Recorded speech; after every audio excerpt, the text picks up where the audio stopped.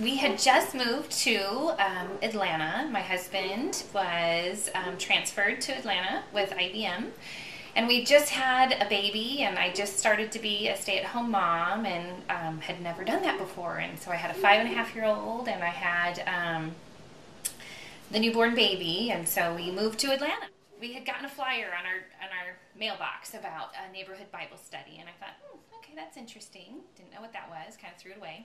And then a neighbor down the street, her name was Heidi, we were, I think, at the pool, and she was like, hey, don't know if you're interested, but there's a neighborhood Bible study, and we'd love for you to come. And I was like, well, I don't know if that's really my thing or not. And she's like, hey, it's just a great group of ladies, we'd love to have you. We hope you can come. And I was like, okay. So came to the first Bible study, and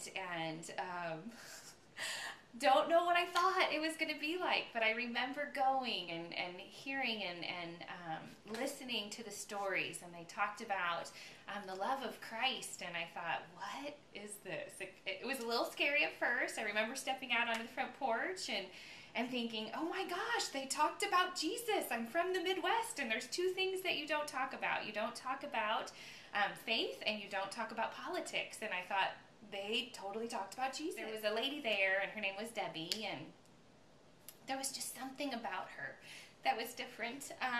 And she was so alive, and she was so on fire, and I was like, you know what? I don't know about this Jesus person, but I want what she has. Now it's kind of exciting because I have my own neighborhood Bible study. God kept me in Spring Ridge for about 6 months after that, and but has kept Deb in my life all of these years, and we moved to Connecticut, and then we moved to Colorado, and just had a heart for giving what I was given. I would not have known Christ. I don't know if I would have ever, I wasn't a churchgoer. I wasn't really looking for that. I was really looking for friendship, and I was looking for intimacy and support. And so I don't know if I would have gone to a church, but I was willing to go and to sit with some ladies and to get to know them.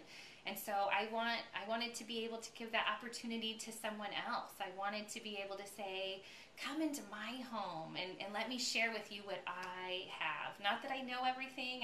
I'm just beginning on my walk, but I can at least give you what I have. And so we began about a year ago, a neighbor and I, just walk in the neighborhood and praying and being like, God, we want to stir up a passion and a desire within the women of our neighborhood. We want to be that light on the hill.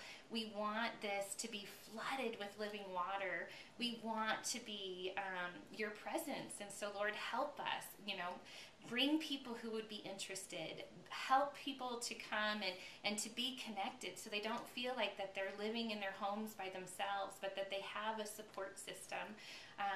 Lord, we just began to walk and to pray, and we didn't have it all worked out. And I remember thinking, okay, we have to have childcare. We have to have childcare. It has to all be lined up. And remember talking to a friend of going, well, you know what? Just start one, and maybe you won't need childcare. And so just wrote out a flyer and delivered it to all the doors, and it was really interesting. 9 women came, and none of them needed childcare, and it was pretty amazing.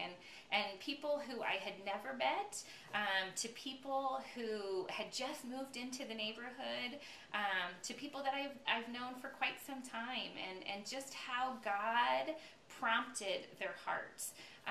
And it just kind of reminded me of when I was invited.